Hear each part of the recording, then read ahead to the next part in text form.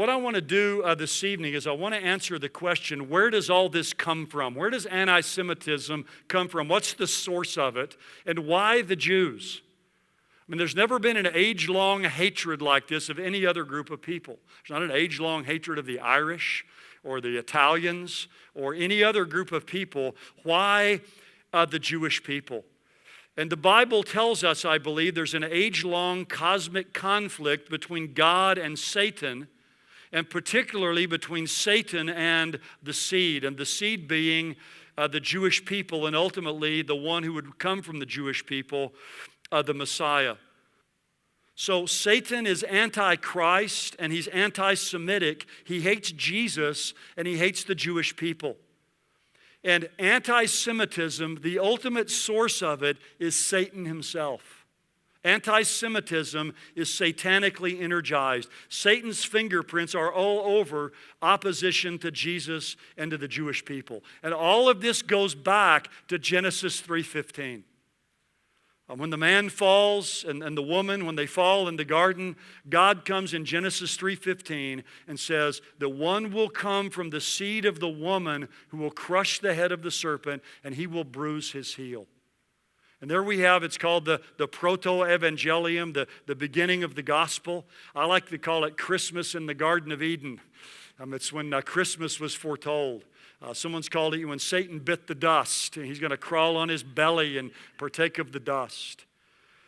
But Satan hears the curse of God against him, that the seed of the woman is going to come crush his head. And then Satan knows that Abraham then is chosen by God to be the one through whom this Messiah or this head crusher or this deliverer will come.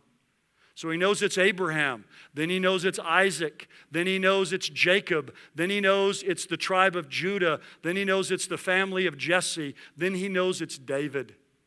He knows these things. He knows about this messianic line. And so Satan does all that he can in the Old Testament to wipe out the Jewish people, to keep the Messiah from being born, to keep him from coming. Again, you go back to the time of Pharaoh to kill the male children. The attempts to kill King David through Saul.